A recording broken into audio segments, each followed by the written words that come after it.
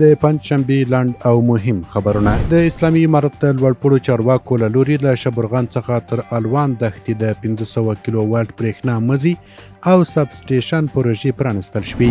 اقتصادي مرستیال ملا عبدالغني برادر اخوندوای اسلامي امارت هڅه کوي چې صنعتکارانو ته د برېښنا اسانتیاوې برابري او د افغانستان د ځان بساینې پر لور چټک ګامونه واخلي. د ریاست الوزرا اقتصادي مرستیال کندوز ولایت ته د خپل سفر په ترڅ کې د دغه ولایت د سپین زر دولتي شرکت څخه لیدنه کړې ده. د کورنیو چارو وزیر خلیفه سراج الدین حقانی د کابل پوهنتون د زده کړیالانو په فراغت غونډه کې ویلي چې اسلامي امارت د هیواد تحصیلي نظام هر ډول خدمت ته چمتو دی او دینی مدرسې او پوهنتونونه باید د یو فکر لپاره کار وکړي. د ریاست الوزرا اقتصادي معاونیت وایي چې د پانګونې بین الوزارتي کمیټې د کورنیو او بهرنیو شرکتونو له لوري د وړاندې شویو طرحو د ارزولو په موخه ناسته کړې. د ملي دفاع وزیر مولوي محمد یعقوب مجاهد تازه فارغ شویو محصلینو ته په خطاب کې ویلي چې ټولنه، نظام او هیواد تاسو ته اړتیا لري.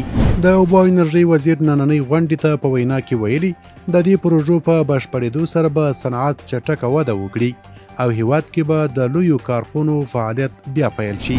د لوړو زده کړو وزیر فراغت غونډه کې ویلي اسلامي امارت هیواد کې د لوړو زده کړو پرمختګ ته ژمن دی او په دې برخه کې مهم کارونه ترسره کړي دي.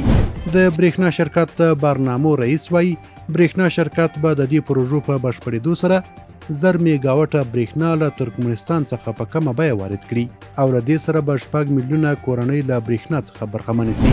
د ګمرکونو د ساتنې او مالیې وزارت د عملیاتي سرتیري د عقیدوي، نظامي او مسلکي زده کړو بشپړولو وروسته تېره ورځ د ځانګړو مراسمو په ترڅ کې فارغ شو.